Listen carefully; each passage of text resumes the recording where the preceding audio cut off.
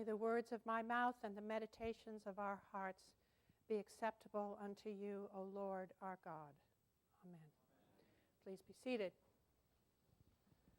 2,000 years ago, a young, devout Jewish man in Palestine took on the governing elite of his culture over its treatment of people marginalized by the ways in which the laws of his culture were being applied. In his time, the marginalized were the vast majority of people, anyone deemed unclean or of no value, which included all women, all children, anyone with an illness, anyone who did not strictly observe the Jewish dietary laws or failed to pay the temple tax or had table fellowship with non-Jews. It was not just that this elite, who were, roughly speaking, the Pharisees, the Sadducees, and the high priests, it was not just that those to whom the power had been given were in league with the Romans, and it was not just that in Jewish society there were few who were very wealthy, this particular group of people among them, and the vast majority were dirt poor.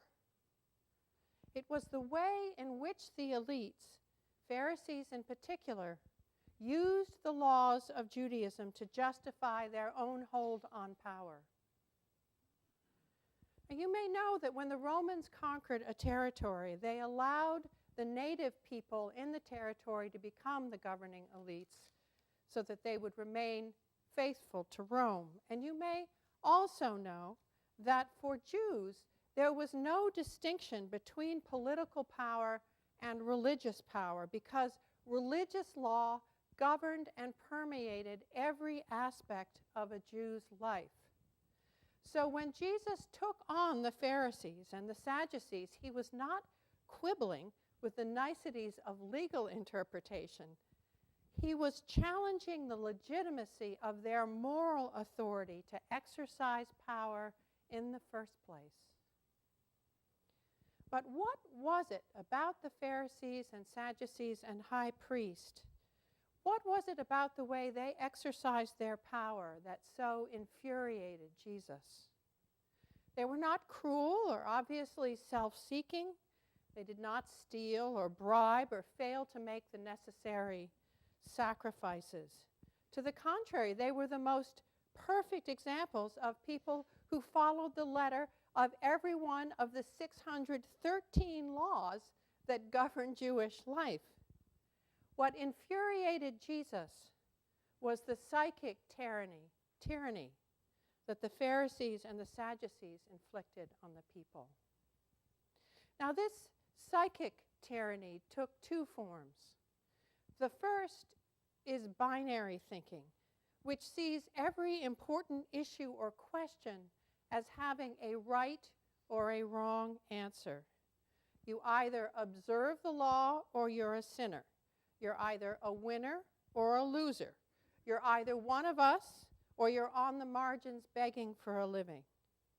When you force people into positions of having to choose between two polarities, you turn people on each other.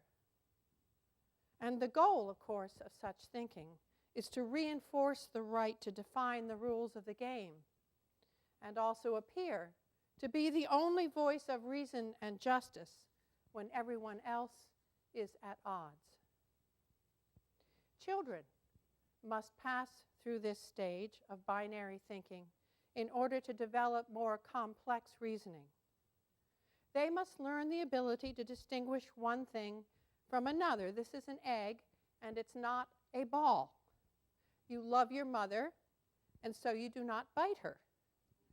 These thinkers cannot tolerate ambiguity, that under some circumstances an egg could be used as a ball, and that you might love your mother very much and still bite her. And our reading from Exodus, again, echoes this same kind of thinking. The Israelites have been brought to a place without water, and they demand to know, is God with us or not? Well, that there is a water shortage doesn't necessarily mean that God is absent. Jesus frequently encountered this type of tyranny from these elite groups. Is it lawful to pick grain on the Sabbath or not? Is it lawful to eat with non-Jews or not? Is it lawful to touch a leper or not? Now, the second form of psychic tyranny wielded by the elites was undermining moral truth by reframing it in such a way as to sow moral confusion. We see this most dramatically in the last days of Jesus' life. Jesus' entire life, as you know, was a textbook of piety and compassion. But in order to set him up on charges of blasphemy, the Sadducees selected their own set of facts about Jesus and presented those to the Roman governor Pilate. So successful were the Sadducees in changing the narrative that Pilate threw up his hands and implored of Jesus, "What is truth?" Meanwhile, the Sadducees were able to assert the higher moral ground of trumped-up charges and appear as though they were actually saving the people from a false king. In today's gospel, this issue is joined. The elite cannot tolerate the fact that by this time, which is late in Jesus' ministry, he has thousands of followers.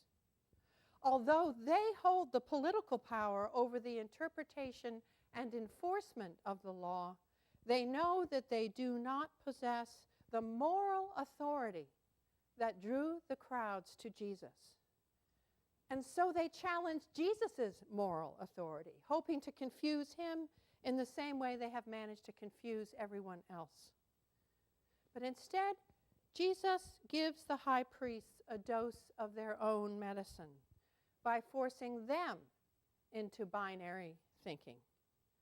Was John the Baptist a prophet from God, or was he a false prophet? Jesus asks. And the Pharisees quickly realize that Jesus has put them in an untenable bind, because either way, they will look very bad indeed. So, what could possibly be the good news? What is the way out of this tyranny?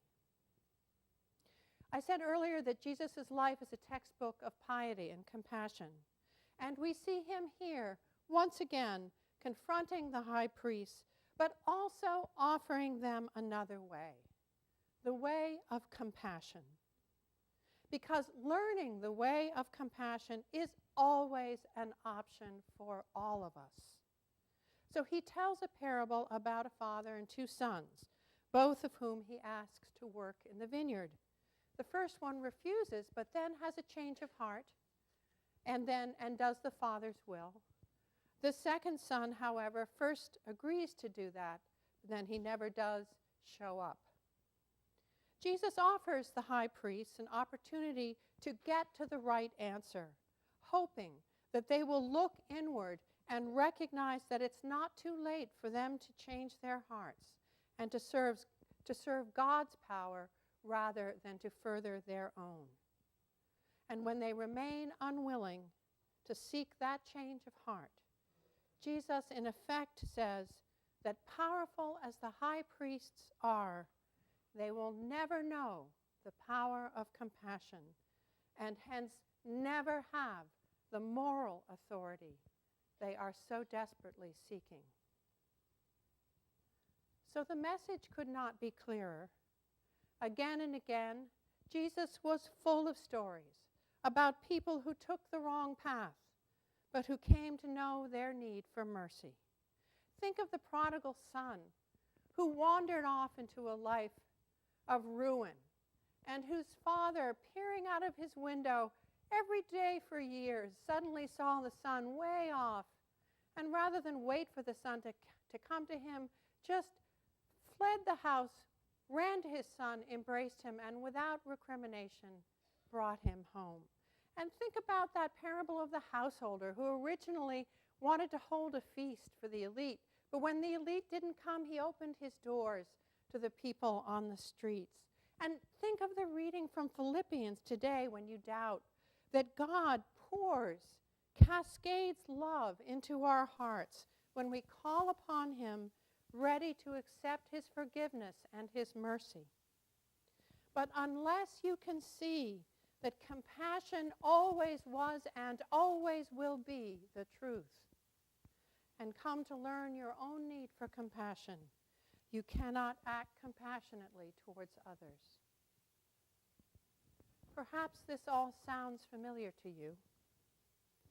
Perhaps the time has come for us to see how our own moral compasses are slowly being degraded and compromised by narratives that serve only the needs of those in power. What haunts me is the possibility that we might already have succumbed to moral tyranny and not even be aware of it. Now is surely the time, if there ever was one, to remember who we are and whose we are, and to see, as Jesus saw, that in compassion, that it is compassion that must inform decisions about who is in and who is to be marginalized, about who has value and who does not, about what the law says and what the law means, and then to confront those who hold the power with this truth. Amen.